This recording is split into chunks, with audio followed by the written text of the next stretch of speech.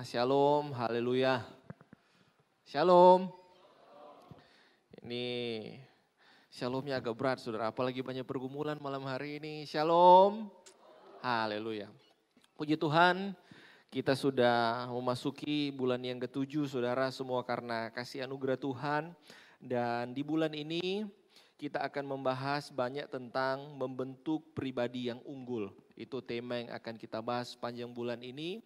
Dan sepanjang minggu ini kita akan membahas tema dalam minggu ini tentang mentalitas yang tahan banting. Ini sebuah istilah saudara, mentalitas yang tahan banting. Sebelum saya mulai, saya berharap saudara dapat, kalau saudara ingin bertumbuh, ayo belajar mencatat khotbah ini. Dalam sepanjang khotbah ini saudara menemukan sebuah rema, saudara bisa mungkin capture itu, saudara bisa posting di sosial media saudara, tag akun FOCC, dan untuk informasi-informasi yang saudara butuh untuk pelayanan di gereja ini, saudara dapat follow akun di Instagram, Facebook, dan YouTube saudara. Nah saudara, kalau kita berbicara tentang mentalitas yang tahan banting, hari-hari ini menurut data WHO ada 1 miliar orang yang mengalami gangguan mental. Kita sudah bahas ini sepanjang bulan Mei kemarin saudara. Tapi bulan ini satu tema yang menarik, kalau kita mau membentuk sebuah karakter manusia yang unggul bukan hanya secara spiritual tapi juga dalam kehidupan secara nyata dalam marketplace kita, itu dimulai dengan mentalitas yang tahan banting. Nah, kita akan belajar banyak malam hari ini tentang seorang tokoh. Khotbah malam hari ini khotbah biografi dari tokoh Yusuf saudara. Kita akan banyak belajar dari kehidupan Yusuf, bagaimana Yusuf membangun dirinya menjadi manusia unggul dan memiliki mentalitas yang tahan banting. Pertanyaannya adalah bagaimana ciri orang yang memiliki mentalitas tahan banting. Saya langsung masuk ke poin yang pertama. Ciri orang yang memiliki mentalitas yang tahan banting saudara, yang tough, yang teguh, yang kokoh, yang kuat adalah memiliki spiritualitas. Apa maksudnya memiliki spiritualitas? Dia punya iman yang tidak tergoyahkan di tengah berbagai ujian maupun tantangan. Kita buka bersama-sama di dalam Kejadian pasal 39 ayat yang kedua, kemudian kita lihat dalam Kejadian 39 ayat 21. Di situ bilang begini saudara, tetapi Tuhan menyertai Yusuf sehingga ia menjadi seorang yang selalu berhasil di dalam pekerjaannya. Maka tinggallah ia di rumah tuannya orang Mesir itu. Kita ketahui bersama kisah tentang Yusuf itu dimulai di dalam Kejadian pasal 37. Di situ diceritakan riwayat keturunan Yakub. Kemudian keturunan Yakub menjadi spotlight tentang kisah Yusuf. Diceritakanlah di situ Yusuf yang masih berumur 17 tahun. Kemudian di usia 17 tahun itu dia mendapatkan sebuah visi, sebuah pewahyuan. Dia menerima mimpi daripada Tuhan. Dalam mimpinya itu intinya bilang begini saudara, dia akan Tuhan pakai untuk menjadi seorang pemimpin yang besar. Usia 17 tahun. Dan sejak hari itu saudara, saya percaya Yusuf pegang itu. Yusuf percayai itu. Yusuf imani itu. Tetapi apakah kehidupannya berjalan baik-baik saja? Semuanya terjadi sesuai dengan keinginan Yusuf di dalam reka-reka pikirannya. Mungkin dia berpikir kalau saya jadi pemimpin, mungkin saya akan bertumbuh menjadi kepala desa, kemudian naik jadi wali kota, jadi gubernur, dan satu saat menjadi penguasa yang tersohor di muka bumi ini. Tapi ternyata tidak. Dia dihempaskan ke tempat yang rendah. Dia dihianati oleh abang-abangnya, keluarganya, dia terpisah dari orang tua yang disayangi, dia dijual menjadi budak saudara. Titik terendah dalam kehidupan seseorang pada waktu itu jadi budak, kehilangan hak. Setiap hari dia harus berpikir, kalau dia membuat kesalahan saja, bisa saja dia berakhir tragis. Surah ayat yang kita baca tadi, tetapi Tuhan menyertai Yusuf dan membuat sehingga ia menjadi orang yang selalu berhasil. Ini bukan sekedar cerita naratif Alkitab, tetapi saya percaya ini iman Yusuf, ini apa yang Yusuf percayai, ini yang Yusuf imani. Saudara, ketika dia di rumah Potifar, dia kembali difitnah, kemudian dia dijebloskan ke dalam penjara. Kemudian pola yang sama, walaupun dia sedang berada dalam titik terendah dalam kehidupannya, pola yang sama kita lihat lagi di dalam Kejadian pasal 39 ayat 21. Kembali dikatakan, tetapi Tuhan menyertai Yusuf dan melimpahkan kasih setianya kepadanya dan membuat Yusuf kesayangan bagi kepala penjara itu. Yang pertama, Tuhan membuat dia berhasil. Kemudian rumah Potifar diberkati karena Yusuf. Kemudian yang kedua, Tuhan membuat dia melimpah dengan kasih setianya. Dia menjadi kesayangan bagi kepala penjara itu. Artinya saudara, penyertaan Tuhan kepada Yusuf tidak lepas dari sebuah iman yang teguh yang dimiliki oleh Yusuf. Tidak lepas dari sebuah kepercayaan yang kokoh, yang dibangun dengan sebuah pergumulan yang berat. Lewat sebuah keadaan yang mungkin tidak mengenakan. Tetapi Yusuf tetap berpegang teguh terhadap apa yang dia imani.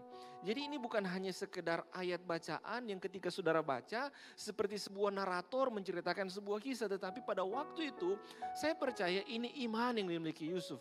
Dia mungkin berkata ketika di dalam penjara, tetapi Tuhan menyertaiku. Tetapi Tuhan menolongku, tetapi Tuhan tidak meninggalkanku. Itu yang dia pegang, itu yang dia percayai. Sehingga orang yang punya mentalitas yang kuat, mentalitas yang tough, tidak bisa dipisahkan dari iman yang teguh, iman yang kokoh, iman yang tetap berpegang kepada Tuhan. Dalam kondisi apapun, dalam keadaan apapun, dia bisa melihat ada kebaikan Tuhan di setiap situasi dan keadaan. Mungkin situasi dan keadaannya tidak mengenakan. Mungkin situasi keadaannya tidak menyenangkan. Mungkin dia sedang mengalami proses penderitaan melewati itu. Tapi tidak akan pernah merubah cara pandangnya terhadap pribadi Allah. Jadi orang yang punya mentalitas tahan banting, spiritualitasnya terbangun. Imannya terbangun. Melalui apa saudara? Pengalaman dia dengan Tuhan. Saudara, hari-hari ini ketika engkau sedang mengalami sebuah cobaan, sebuah pergumulan kehidupan, berpeganglah teguh kepada iman terhadap Yesus Kristus Tuhan. Jangan goyah saudara. Saudara, saya tidak berdoa, saudara akan alami hal-hal yang tidak menyenangkan. Akan alami proses, tapi firman Tuhan sudah katakan hari-hari terakhir dunia akan mulai makin tidak baik. Orang mulai selfish, cinta diri sendiri, bahkan tanda-tanda kesudahan zaman makin nyata. Saudara, Israel itu alarmnya Tuhan, kalau di sana mulai bergejolak, tanda-tandanya sudah semakin dekat. Pertanyaannya, apakah semua akan jadi lebih baik? Belum tentu. Tidak juga demikian. Tapi doa saya sebagai hamba Tuhan di tengah keadaan yang tidak menentu, keadaan yang tidak baik, jemaat Tuhan, jemaat FOCC tetap memiliki bahu yang kuat, kaki yang teguh untuk melangkah dalam iman bersama Yesus Kristus Tuhan. Sebab kita percaya iman kepada Yesus Kristus Tuhan tidak akan pernah mengecewakan. Kekristenan justru dia semakin bertumbuh ketika semakin besar tekanan. Kadangkala kita jatuh, kita tersandung bukan karena batu yang besar, tapi justru karena batu-batu yang kecil dalam hidup ini. Kalau di tengah pergumulan kita kuat, tapi kadangkala di tengah tiupan angin yang sepoi-sepoi, tiupan angin yang membuat kita nyaman, justru seringkali kita bisa jatuh. Tetapi ketika kita Tuhan izinkan mengalami sebuah pergumulan, tetaplah berpegang kepada Tuhan. Saudara, saya diberkati, saya suka nonton biasa saudara. Saya nonton sebuah film yang saya diberkati, judulnya Bonhoeffer. Ini kisah autobiografi dari seorang pendeta, hamba Tuhan, teolog yang bernama Dietrich Bonhoeffer. Dia orang Jerman, kemudian pada waktu Nazi berkuasa, dia kuliah teologi di Amerika. Kemudian dia belajar tentang gereja Pantekosta, saudara, pembaharuan di gereja-gereja di Jerman. Kemudian dia ingin bawa api itu pulang ke Jerman, memperbarui, mempengaruhi generasi untuk lebih semangat, untuk lebih giat mengurus generasi. Tapi kenyataannya waktu dia pulang, Hitler sudah berkuasa.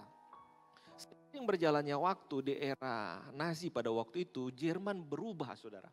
Berubah drastis. Gereja tidak lagi memberitakan kebenaran firman Tuhan. Justru di gereja Alkitab diganti. Hitler buat Alkitab sendiri. Dan buat mereka pada waktu itu mereka percaya Hitler itu ya jelmaannya antikristus saudara. Kemudian gereja tidak lagi berpusat kepada Kristus, tapi gereja mendukung pemerintah, berpusat kepada Nazi saudara. Ideologi yang dianut oleh Hitler. Dan dia melakukan perlawanan terhadap sistem itu. Dia menyuarakan kebenaran.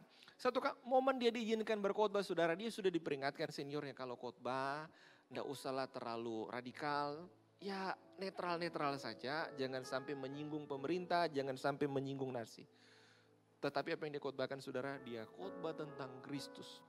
Dia khotbah tentang Yesus dan dia betul-betul merendahkan tentang ideologi Nazi saudara. Akhirnya saudara dia dijadikan buronan, dia harus melarikan diri. Dan singkat cerita dia bergabung di satu operasi untuk menjadi mata-mata tetapi untuk melawan Nazi. Dia ikut dalam misi membebaskan sandera-sandera orang-orang Yahudi untuk menolong mereka supaya mereka tidak dieksekusi. Dia membangun sebuah sekolah untuk melatih hamba-hamba Tuhan. Sampai satu ketika dia menemukan begini bahwa ternyata panggilannya untuk menderita, ambil bagian dalam salib Kristus untuk kembali dan menjadi martir. Wah, ini panggilannya tidak mudah saudara, tidak mudah. Dan ketika dia dalam masa pelariannya di Amerika, dia harusnya sudah selamat saudara dan dia melakukan perlawanan di sana. Tapi dia pulang ke Jerman, dia ditangkap, dijebloskan masuk dalam penjara dan dia akan dieksekusi. Tapi menunggu waktu eksekusinya saudara, dia banyak memenangkan rekan-rekannya di penjara. Dia banyak memenangkan para tentara-tentara Nazi di penjara itu saudara. Sampai satu ketika dia akan dibawa ke satu tempat diasingkan untuk dieksekusi. Orang-orang yang tadinya percaya, yang bersimpati para tentara itu kasih dia anggur dan roti perjamuan. Ini yang paling epik di ending film itu, dia melakukan perjamuan sebelum dia dieksekusi saudara. Dan kalau saudara nonton itu sangat menyentuh sekali. Bagaimana dia memumpahkan tentang tubuh Kristus yang terpecah, kemudian darah yang tercurah yang menyelamatkan. Dan singkat cerita setelah itu, dia digantung dan mati. 1-2 bulan kalau tidak salah, akhirnya era rezim Hitler itu runtuh saudara. Dan kalau saudara lihat perkembangannya, kekristenan tumbuh pesat di sana. Kekristenan berkembang di sana. Dan menyebar ke seluruh Eropa, bahkan mungkin dari Eropa itu Belanda kemudian sampai ke kita Indonesia. Nah saudara, ini sebuah cerita tentang seorang yang mungkin hidupnya tidak mudah, berakhirnya tragis. Tetapi apa yang Tuhan lakukan di dalam kehidupannya di masa-masa sulit, Tuhan masih memberikan sebuah kekuatan, kemampuan untuk dia bertahan di tengah-tengah badai pergumulan kehidupannya. Dan saya percaya ini fondasi yang kokoh ketika saudara punya spiritualitas yang baik di dalam Tuhan. Saya tahu mungkin tidak mudah, mungkin itu berat. Tetapi jangan pernah lepaskan iman kepada Yesus Kristus Tuhan. Karena tidak ada satupun di dunia ini yang bisa menggantikan keselamatan di dalam Yesus. Keselamatan itu mahal harganya. Darah Kristus harus tercurah. Anak Allah harus turun ke dunia, mati di atas kayu salib. Untuk saya dan saudara bisa selamat saudara. Itu yang pertama. Yang kedua, yang membuat Yusuf ini menjadi pribadi yang punya mentalitas tough, tahan banting saudara. Dia bukan cuma punya spiritualitas yang baik, tapi dia punya moralitas yang baik. Moralitasnya itu melahirkan sebuah integritas yang teguh untuk konsisten melawan yang namanya godaan. Nah saudara lihat dalam Kejadian pasal 39, saya baca dari ayat 6 bagian B dan ayat yang ke-7. Adapun Yusuf itu manis sikapnya dan elok parasnya. Jadi Yusuf ini idaman para ciwi-ciwi banget. Sudah manis sikapnya, ganteng pula saudara. Selang beberapa waktu istri tuannya memandang Yusuf dengan birahi. Lalu katanya, marilah tidur dengan aku. Ini bujukan dari istri Potifar. Kejadian 39, 8-10. Tetapi Yusuf menolak dan berkata kepada istri tuannya itu. Saya singkat. Dengan bagaimanakah mungkin aku melakukan kejahatan yang besar ini dan berbuat dosa terhadap Allah? Saya garis merah saudara, walaupun dari hari ke sehari, kata hari ke sehari, perempuan itu membujuk Yusuf, Yusuf tidak mendengarkan bujukannya itu dan untuk tidur di sisinya bersetubuh dengan dia. Saudara begini, kenapa Yusuf berkata begini? Dan dengan bagaimanakah mungkin aku melakukan kejahatan yang besar ini dan berbuat dosa terhadap apa? Bagaimanakah mungkin? Kenapa Yusuf menganggap ini sesuatu yang impossible buat dia, sesuatu yang tidak lazim buat dia, sesuatu yang bukan dia. Karena Yusuf itu bertumbuh dengan sebuah moralitas yang baik, dengan sebuah nilai value yang tertanam dengan kuat. Saudara, apa itu moralitas? Moralitas itu sebuah nilai value atau sebuah prinsip-prinsip hidup yang memberitahu kita apa yang benar, apa yang salah. Yang kita yakini ini seperti sebuah map, sebuah peta, sebuah kompas yang menuntun arah. Jadi saudara kalau saudara punya map peta, kemudian saudara yakin dengan peta saudara tahu tujuannya kemana dan saudara akan berpegang teguh dengan apa yang saudara yakini, dengan apa yang saudara percayai. Kemudian integritas itu adalah tindakan dan konsistensi dalam mengikuti peta atau kompas tersebut. Ini adalah implementasi dari sebuah prinsip moral dan keyakinan dalam kehidupan sehari-hari. Dalam segala situasi baik terang-terangan maupun tersembunyi. Jadi integritas dan moralitas tidak bisa dipisahkan. Integritas bagian dari moralitas. Integritas lahir dari moralitas. Moralitas lahir dari mana? Dari sebuah prinsip, dari sebuah value yang dipercayai dengan kuat. Spiritualitas tadi. Itu yang membangun moralitasnya Yusuf sehingga ketika dia diperhadapkan dengan godaan, dia berkata bagaimanakah mungkin aku melakukan itu. Saudara, ini sesuatu yang bukan dia. Dan walaupun Alkitab katakan dari hari ke sehari istri Potifar menggoda Yusuf, tapi Yusuf tidak goyah. Ayo kita berimajinasi sedikit. Saudara, jangan membayangkan begini, istri Potifar itu, emak-emak di Indonesia, dia pakai daster yang gombrang, rabe mungkin di bagian kiri dan kanan, rambutnya krol, kalau dia lewat baunya bau bawang putih. No. Istri Potifar itu, coba saudara googling sekarang, ada film yang akan keluar nanti saudara, belum keluar, pemerannya Gal Gadot, judulnya Cleopatra. Gal Gadot saudara, bapak-bapak coba bayangkan Gal Gadot.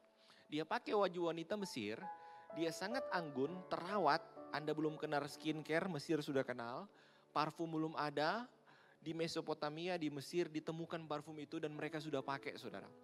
Jadi wanginya tidak bau bawang putih, wanginya tidak bau ikan asin, dia wangi sekali. Dia belum ngomong sama Yusuf, dia baru lewat depannya Yusuf saudara. Yusuf laki-laki normal. Dan dia masih muda saudara. Mungkin lewat baunya Yusuf, aduh dalam nama Yesus. Darah Yesus berkuasa. Bahwa waktu dia ngomong saudara, wanita Mesir itu dia tidak pakai baju tertutup seperti sekarang yang saudara lihat, yang dasar-dasaran panjang. Roknya pendek saudara, terbuka. Dan model kayak begini yang tiap hari goda dia. Ya, siapalah mungkin tante-tante di Indonesia yang masih hot saudara. Ada yang bilang Iris Wulur. Ada yang bilang Wulan Guritno. Lewat, percaya lewat. Mungkin pemikiran saya seperti Gal Gadot saudara. Dan inilah yang Yusuf hadapi setiap hari. Tetapi kata-katanya begini, bagaimanakah mungkin aku berbuat hal demikian dan berdosa kepada Allah. Saudara, ini tidak mudah. Integritas yang lahir dari sebuah prinsip value yang membangun moralnya. Sehingga dia bisa menolak setiap godaan itu. Saudara begini, kesimpulannya adalah integritas bukan hanya bagian dari moralitas. Tetapi menjadi lebih merupakan manifestasi dan pembuktian dari moralitas seseorang. Seseorang bisa tahu apa yang bermoral, memiliki pemahaman moralitas. Tetapi belum tentu berintegritas jika tindakannya tidak konsisten dengan pengetahuannya tersebut. Jadi orang yang berintegritas belum tentu punya moralitas. Tapi orang yang bermoral sudah pasti dia berintegritas. Nah saudara, kalau kita bicara kecerdasan itu 3. Ada spiritual question, intellectual question, ada emotional question. Nah Indonesia ini bangsa yang sangat religius. Spiritual questionnya harusnya bagus kan? Tapi jadi anomali berbanding terbalik dengan nilai intelektualnya. Sebentar saya akan jelaskan. Satu kali dalam sebuah acara TV, Profesor J.E. Saitapi bilang begini. Kenapa Israel kuat? Karena ada dia takut. Bangsa-bangsa Arab, dia negara kecil. Kalau dia tidak kuat, dia bisa diserang kapan saja. Makanya dia harus bangun persenjataan yang kuat. Kenapa Singapura bisa kuat? Dia negara yang kecil, tidak punya sumber daya dibanding negara-negara ASEAN lain. Dia harus bangun ekonomi yang kuat supaya dia bisa bersaing dengan negara-negara lain. Terus menarik dia bilang begini, Indonesia kenapa tidak bisa semaju Singapura, kenapa tidak bisa semaju Israel? Karena kita tidak ada, kita takut. Biar Tuhan kita lawan. Itu kata Profesor C. Saitapi. Tapi saya percaya jemaat FOCC tidak begitu ya. Kita masih takut Tuhan, punya moralitas yang baik. Orang punya moralitas itu sederhana, bahasanya dia takut Tuhan. Artinya dalam segala tingkah laku dimanapun dia terlihat atau tidak terlihat di sosial media ataupun dalam kehidupan nyata. Dia menghormati Tuhan dalam segala tingkah lakunya. Dia tidak menjadi orang yang berbeda dan orang yang tahan banting punya mentalitas yang kuat. Dia orang yang berintegritas yang lahir dari moralitas yang dia bangun di dalam kehidupannya. Itu yang kedua, saudara. Yang ketiga, bagaimana orang yang punya mentalitas tahan banting, dia bukan cuman punya spiritualitas, moralitas, tapi dia punya mentality pemenang atau mentalitas pemenang. Dia bisa berpikir positif, adaptif di tengah-tengah kesulitan. Kejadian pasal 50 ayat 20 bilang begini, saudara. Memang kamu telah mereka-rekakan yang jahat terhadap aku, tetapi Allah telah mereka-rekakannya untuk kebaikan dengan maksud melakukan seperti yang terjadi sekarang ini, yakni memelihara hidup suatu bangsa yang besar. Backgroundnya begini, ketika orang tuanya Yakub mati, ini ceritanya Yusuf sudah memperkenalkan diri ke saudara-saudaranya. Kemudian Yusuf sudah bilang orang tuanya, kasih tahu bapak saya masih hidup dan saya yang menjadi penguasa atas Mesir. Bawa bapak kemari ke Mesir. Ketika bapaknya mati, saudara-saudaranya punya pemikiran begini. Jangan-jangan Yusuf ini masih dendam ke kita, masih marah ke kita, cuman dia sungkan sama bapak karena bapak masih hidup. Sekarang bapak sudah mati. Kalau bapak sudah mati, jangan-jangan dia akan balas dendam ke kita. Kemudian ini kata-katanya Yusuf tadi, memang kamu telah mereka-rekakan yang jahat, tetapi Allah telah mereka-rekakan kebaikan. Artinya apa, saudara? Yusuf punya mentalitas yang tahan banting. Dia bisa melihat begini, bahwa segala sesuatu bisa terjadi tidak sesuai keinginannya. Dia bisa saja berduka cita, dia bisa saja dalam masalah, dia bisa saja di tengah-tengah pergumulan kehidupan. Tetapi cara pandangnya terhadap Allah tidak akan berubah. Dia tahu dia punya Allah yang baik, yang telah berjanji di usia 17 tahun yang dia percaya, yang menyatakan visinya melalui mimpi. Dan Allah itu tidak akan ingkar. Dan Allah itu tidak akan pernah membiarkannya sendiri. Dan Allah itu tidak akan pernah meninggalkannya dalam kehidupannya. Sehingga mentalitas pola pikir yang berfokus kepada Allah, itu yang membuat dia menjadi kuat secara mental. Dia tidak melihat masalah, pergumulan, tantangan, duka cita, pengkhianatan sebagai sebuah alasan untuk dia untuk undur diri, untuk dia mengasihani diri sendiri, untuk dia marah dengan keadaan, untuk dia menyalahkan orang lain, tidak. Tetapi dia bilang Allah turut bekerja, mereka rekakan kebaikan untuk menjaga kehidupan satu bangsa. Saudara, penderitaan apa yang Yusuf alami? Dia menderita 3 aspek emosional. Dia dikhianati oleh orang-orang yang dia percaya. Dia dibully dari keluarganya sendiri. Dia difitnah untuk sesuatu yang tidak pernah dia lakukan. Secara emosional dia marah. Secara emosional dia kecewa. Dia dilupakan. Dia bantu orang tapi orang itu lupakan. Secara emosi dia wajar untuk dia marah, memendam kepahitan, memendam kebencian, mempersalahkan diri sendiri. Sebenarnya wajar. Kemudian penderitaannya secara fisik, dia dijual sebagai budak, dibuang di dalam sumur, mempertaruhkan hidupnya. Budak itu saudara tidak seperti asisten rumah tangga yang saudara mungkin tahu, orang yang saudara bayar untuk bekerja. Pada zaman itu budak tidak punya hak, satu kesalahan dia bisa berakhir tragis. Saudara lihat di zaman-zaman Tuhan Yesus saja, orang kalau buat salah, budak berbuat salah, ada yang dilempar jadi makanan buaya, ada yang ditarik dengan kereta sampai tubuhnya terbelah. Dan hal yang sama terjadi di era Yusuf, saudara. Kalau Yusuf mungkin keliru, sebagai budak dia tidak punya hak.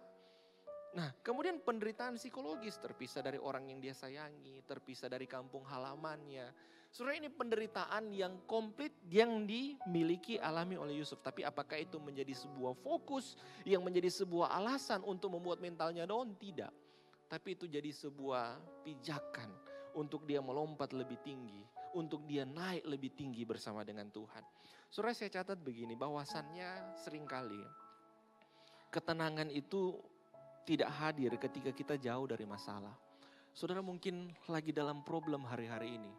Saudara mungkin mempertanyakan keadaan, saudara mungkin mempertanyakan sikap orang kepada saudara, saudara mungkin mempertanyakan ketidaknyamanan yang saudara alami, fitnah orang terhadap saudara, orang tipu saudara, saudara mungkin mempertanyakan itu. Dan saudara mungkin berpikir begini, kalau ini tidak saya alami, ini jauh dari hidup saya, mungkin saya lebih tenang, mungkin saya lebih bahagia. Tetapi sebaliknya begini saudara, ternyata saudara bukan jauh dari masalah yang mendatangkan ketenangan, tetapi kedekatan dengan Allah yang membuat kita tenang. Amin. Makanya Daud katakan hanya dekat Allah saja aku tenang. Saudara, bukan banyaknya masalah, jauh dekatnya masalah, even dalam masalah sekalipun, kalau kita dekat dengan Allah, kita merasa tenang. Tolong tampilkan lagi slide tadi.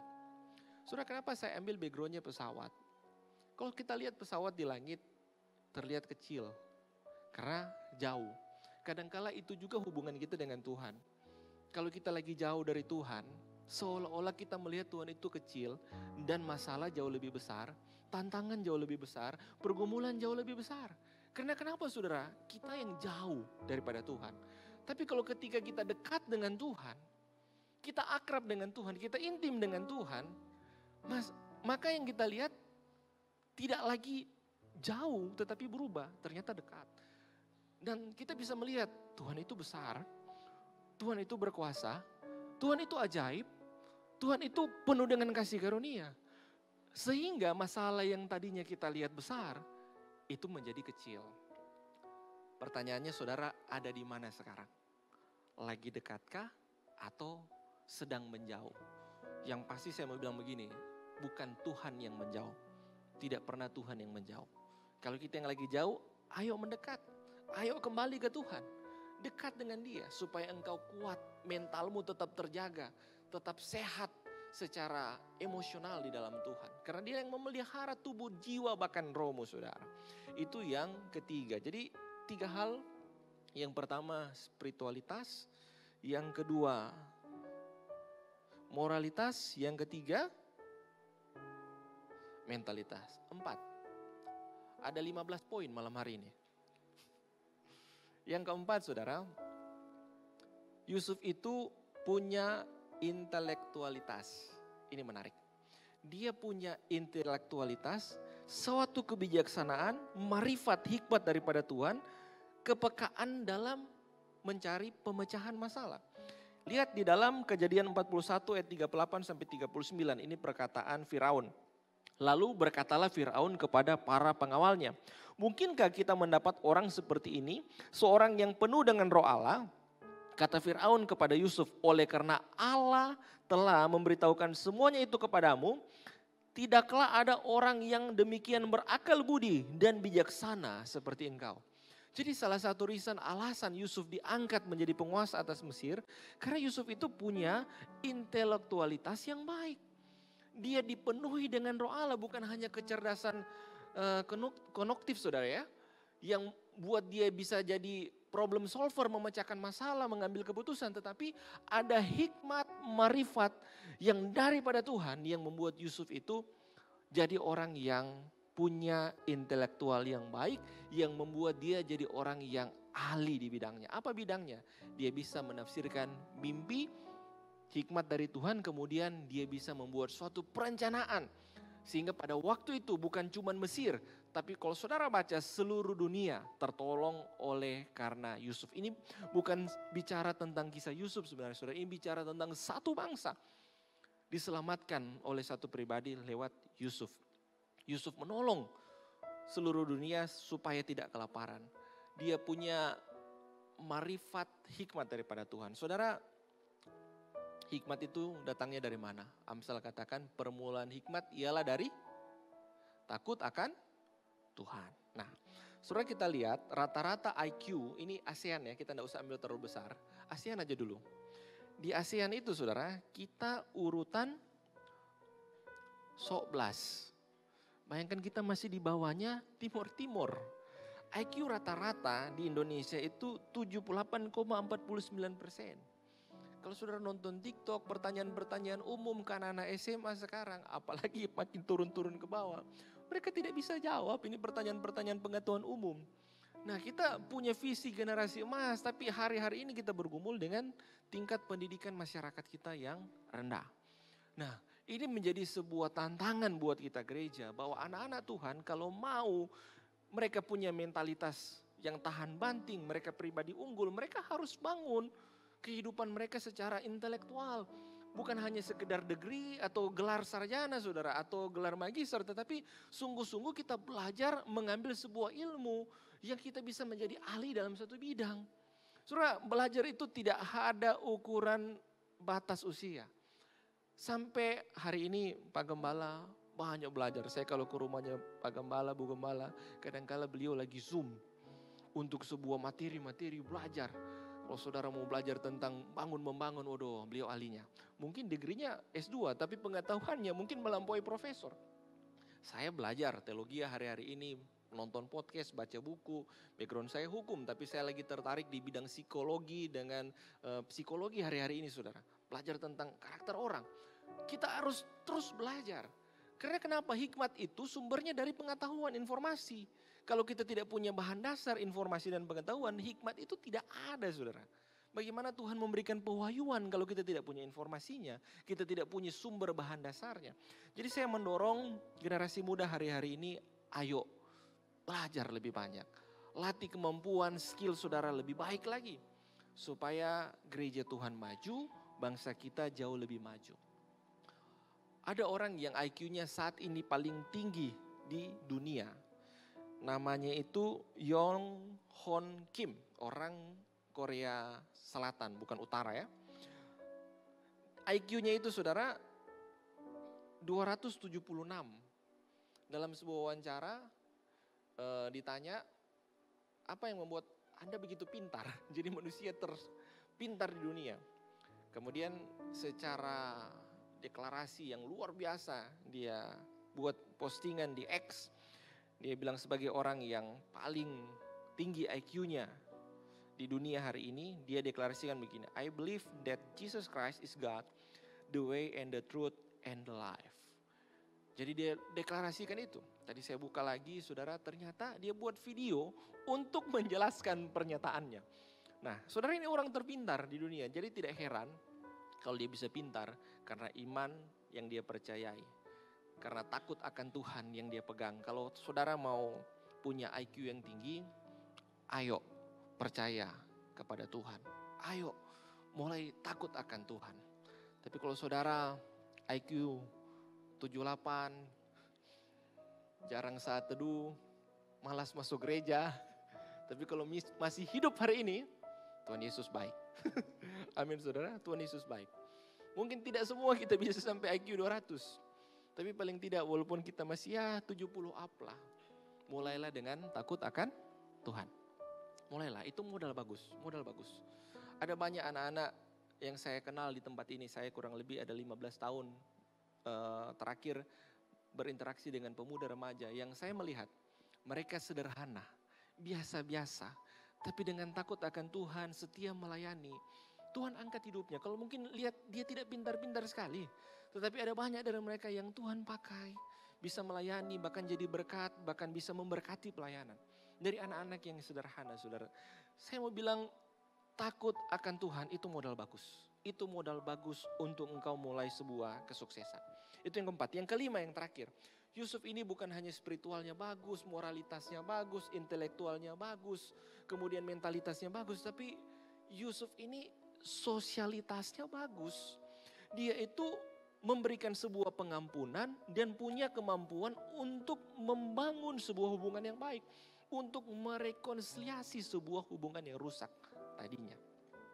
Saudara, kalau saudara lihat di dalam Kejadian pasal 45 ayat 4 dan 5, kemudian ayat 15, ini kisah pertemuan ketika Yusuf mengaku di depan saudara-saudaranya, akulah Yusuf, saudaramu yang engkau hianati. Akulah Yusuf yang kamu buang ke sumur, yang kamu jual ke Mesir. Akulah dia. Saudara, saya bacakan saudara. Lalu kata Yusuf kepada saudara-saudaranya, marilah dekat-dekat, maka mendekatlah mereka. Katanya lagi, akulah Yusuf saudaramu yang kamu jual ke Mesir. Tetapi sekarang janganlah bersusah hati, janganlah menyesali diri. Karena kamu telah menjual aku ke sini, sebab untuk memelihara kehidupan Allah menyuruh aku mendahului kamu. Kemudian lompat ayat 15 saudara. Yusuf mencium saudara-saudaranya. Saudara-saudaranya itu dengan mesra lalu menangis sambil memeluk mereka. Sesudah itu barulah saudara-saudaranya bercakap-cakap dengan dia. Ini epic sekali momennya saudara. Jadi saudara bayangkan begini. Ada saudara-saudaranya, Yusuf menjual dia, mengkhianati dia, bully dia dari kecil. Saudara secara emosional wajar Yusuf kecewa, wajar Yusuf marah. Dan satu momen Dari dia usia 17 tahun ke 30 tahun dia jadi penguasa, kemudian 30 tahun, 7 tahun masa kesusahan, 7 tahun masa kelimpahan. Di ujungnya dia ketemu dengan saudara-saudaranya dan dia dalam posisi OP-OP-nya. Overpower dengan luar biasa.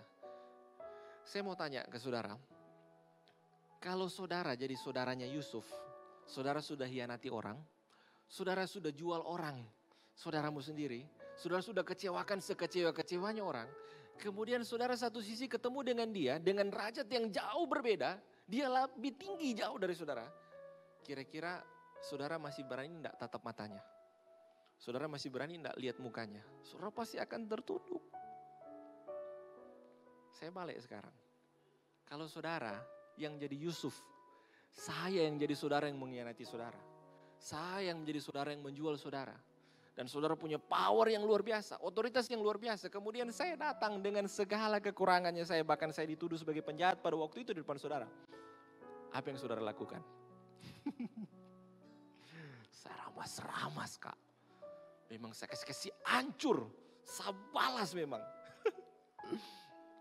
Saudara, saya lihat di sosial media, tipikal kita ya.